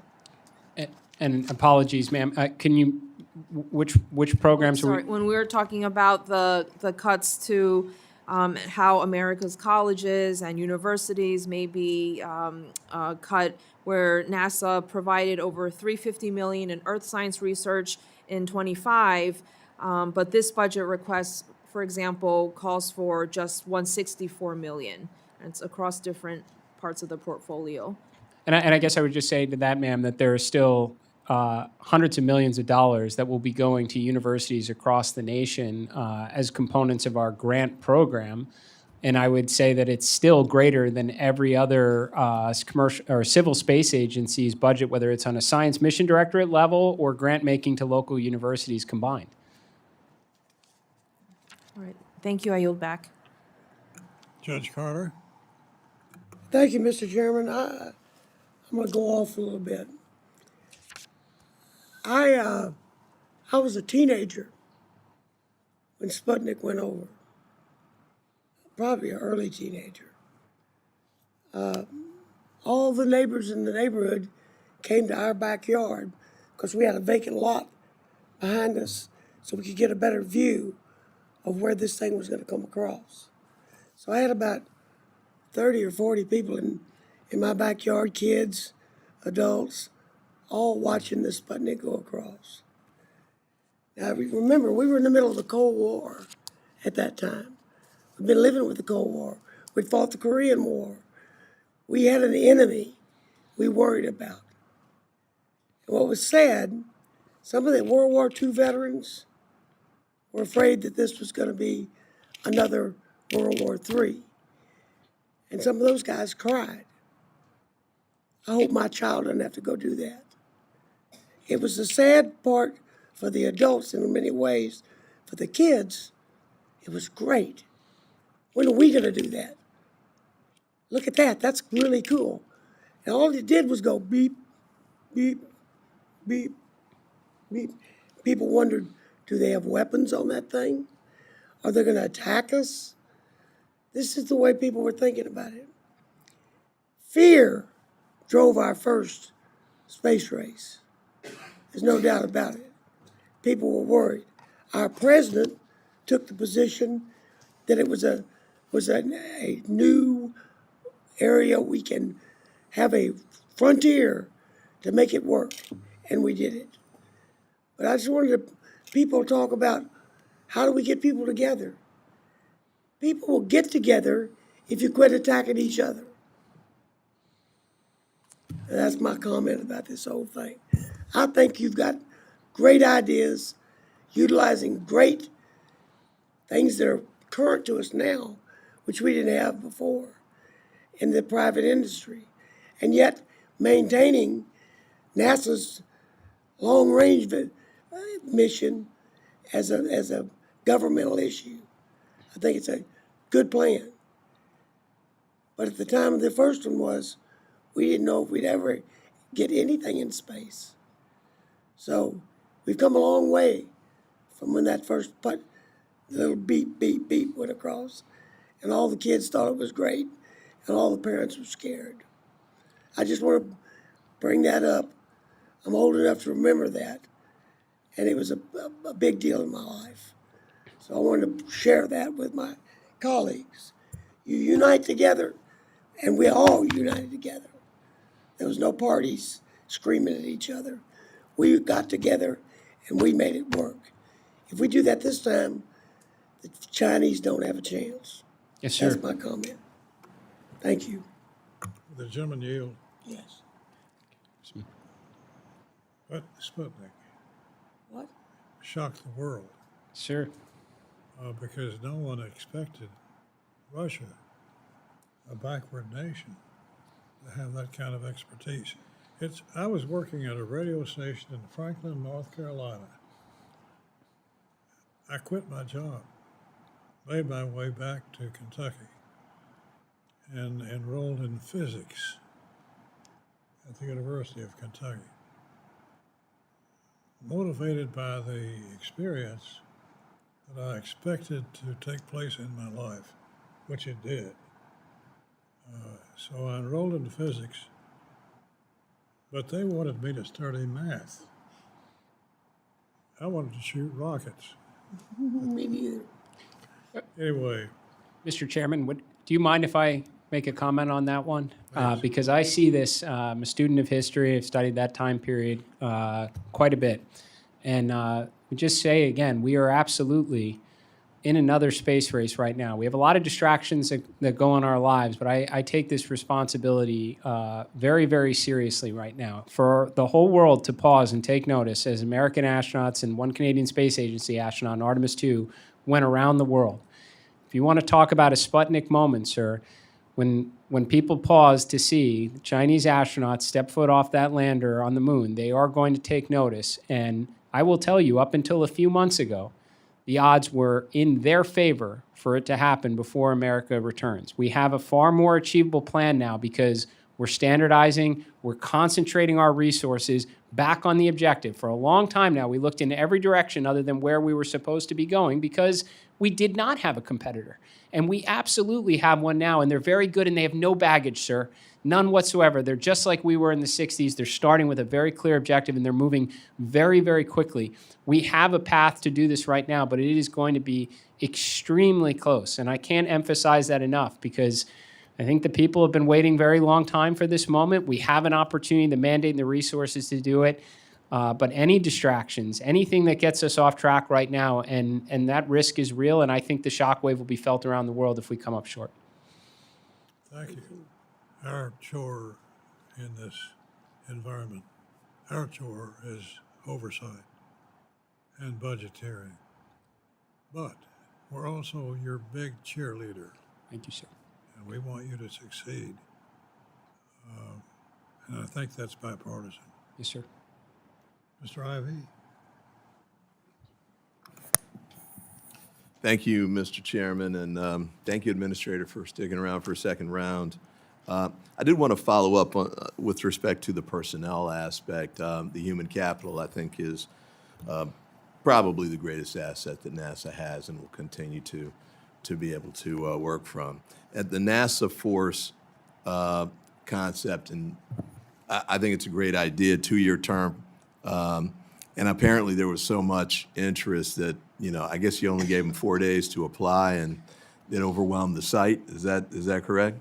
I owe you updates on that, sir, but I understand there was a lot of interest, which is exactly what we wanted. That's exactly what we wanted. Now, I did want to ask you this, the 2-year piece, and this is sort of similar to the question about the internships, and you're only taking 1%, because I think we're going to need the talent pipeline to be open. You can't take everybody, and obviously it's going to be an elite and selective opportunity, but are you going to be able to hire these folks long-term? You get somebody there for 2 years and they're doing great work. Will they be able to stay for a longer term? And the other question I had was the salaries issue. If they're coming from the private sector, and some of them be coming straight from the university system, I don't know, but is there going to be some kind of comparability with respect to the salaries that they're going to get in the private sector? So thank you for the question. I asked the same. Honestly, I asked the same question about, great that we're taking the top 1%. That's awesome because that's a lot of applications from interns coming in. Could we take 2%? And my understanding is the limiting factor there is actually having the mentors, the experienced talent that can make time available to help grow them. And that's where the NASA Force program comes in. NASA is not the only game in town, and we certainly acknowledge the amazing contributions that are coming from industry. And you have some of the best that are coming from comms and reusable rockets and ECLA systems from industry. Heck, the nuclear power industry, working on microreactors. And they want to serve their country. They want to come in and make a difference and help grow some of our talent and then go back to industry. And I don't think they're economically motivated, sir, at least not from my conversations. They want to come help make a difference. Now, I did check on this point. We do have the ability to convert them to full-time if need be. We also have the flexibility of 1, 2, and I believe up to 3-year appointments are available in this. So we have flexibility to bring them in, help grow the talent, and we can convert them over to full-time. I do think in terms of economics, it really comes down to it. This leverages, and any hiring authority goes back to the inception of NASA. I think it allows us to essentially pay up to the same levels as the president, though I think we rarely exercise that. Fair enough. And then one other question, if I might, Mr. Chairman. This goes to the continuity at Goddard in particular. A lot of the people who were there over the past 2 years have been really been sort of battered by some of the things that have been going on with respect to cuts that have been made by this administration and the previous administration to the federal government employees overall. After Roman and Dragonfly, I think a lot of people there are looking to try and figure out, is there going to be something left for me to do here? And there are also people who are looking to join an installation like Goddard, and they're looking at it and saying, if I come to Goddard, will there be some work for me to do there too? Because as you pointed out, many of them are there essentially for patriotic reasons. They want to do public service. but it's a long-term commitment or a longer-term commitment that they're looking for. And the training for them by more experienced scientists with the institutional knowledge is something of great interest to them. So what's the plan for Goddard on that front? Well, so if I can hit on a couple subjects, and I think some of our science centers, and this honestly does go back to the prior administration, we have some of the best minds at NASA. And we actually denied for a period of time the prior administration to do reimbursable work for other government agencies where we could apply our expertise to be helpful. And that's dollars that help supplement the budget. And I point this out because hundreds of employees that were at JPL in years past actually were laid off when we could have been leaning a little bit more into reimbursable work there to make good use of the expertise in between flagship missions, which, there will be naturally gaps at times. So I will say we're trying to take measures, again, with the idea of absolutely making the most of every dollar available to NASA to ensure continuity at these centers, bridge gaps in between missions. Now, what comes next, sir? It's Habitable Worlds Observatory. This is one I'm extremely excited about. We've made investments through the FY26 appropriations and tech maturation. But what does this mission do? This mission tries to, at least endeavors to answer the question, are we alone? Which is really at the heart of what we do at NASA. Now, it'll take a long time to make that capability. The prior program, could be over $10 billion and not launched until the 2040s.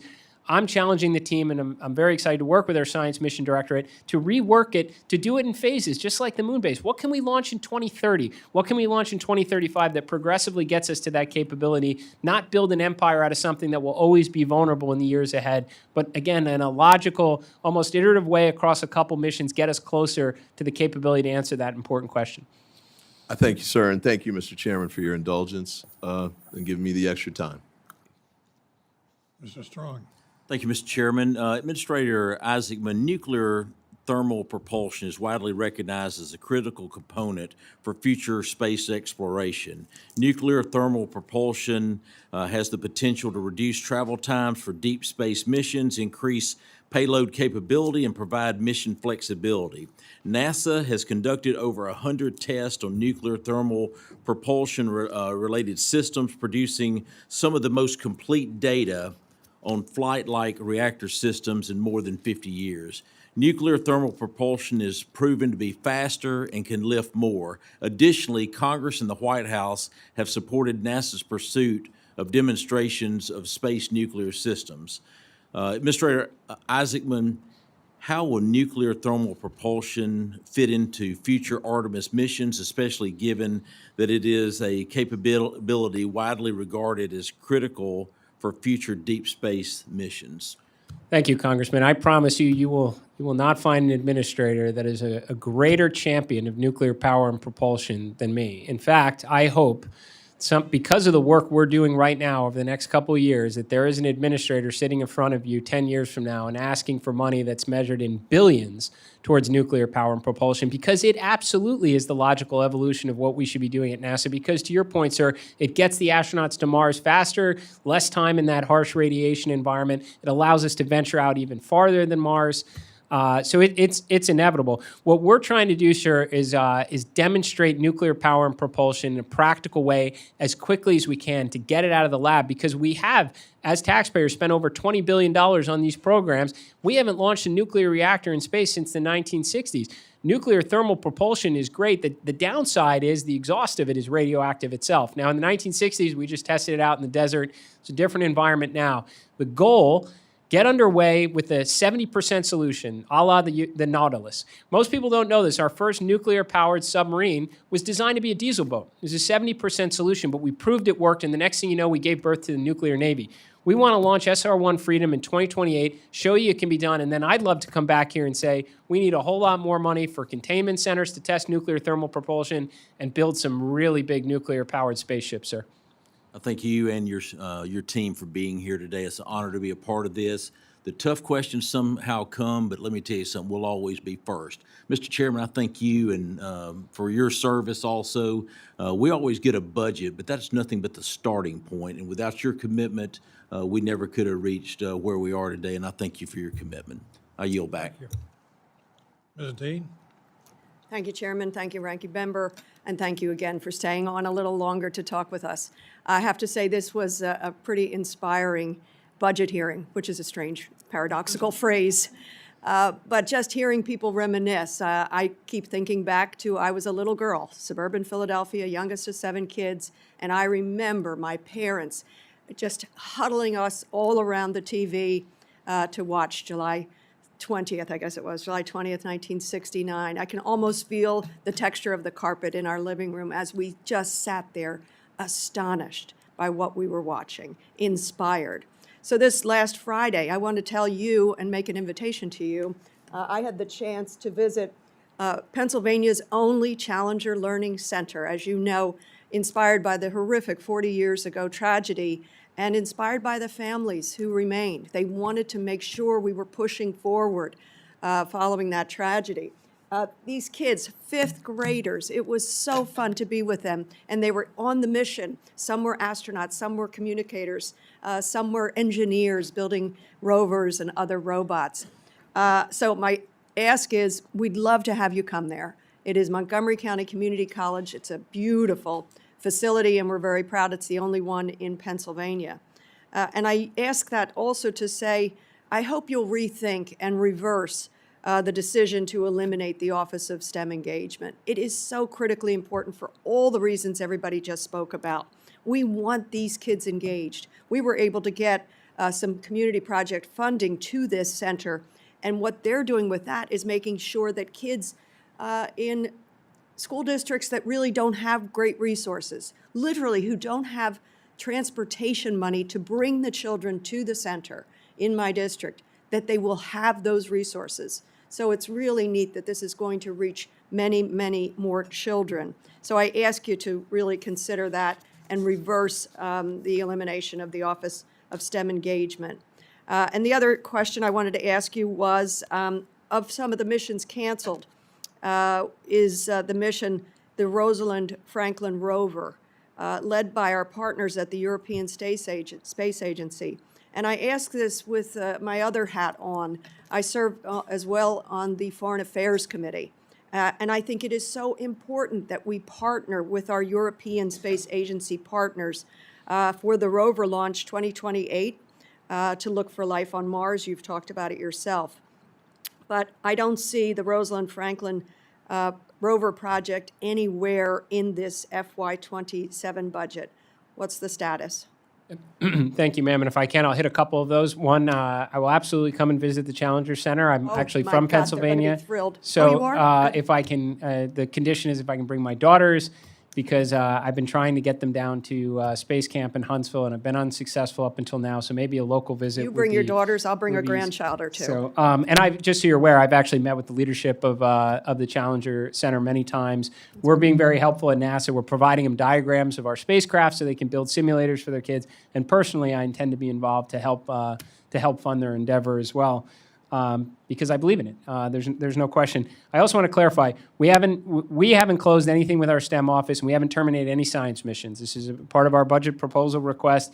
We have a strategy for every one of these, like I said, in formulation missions, transitioning to commercial in the future, all with the aim of getting after the science faster.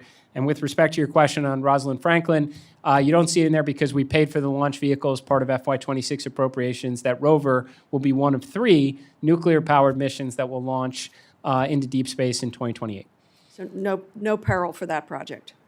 No peril. And we're continuing to partner with our European partners. We are. We say it all the time. We undertake the near impossible. We never go alone. Well, again, thanks to all your partners for allowing us to remember and to dream. Thanks. Thanks, ma'am.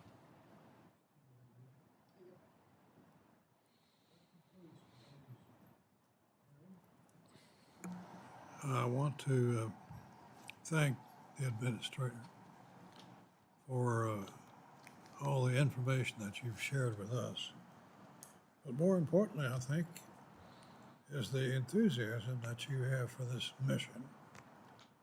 And that's worth its weight in gold. Thank you for being here today. Thank you for the work you're doing. Stay in touch with this committee, and we'll be helpful as best we can. So thank you, sir, for being here. Thank you, Mr. Chairman. Thank you, Ranking Member. Appreciate it. Without objection, members may have 7 days to submit additional questions for the record. Subcommittee stands adjourned.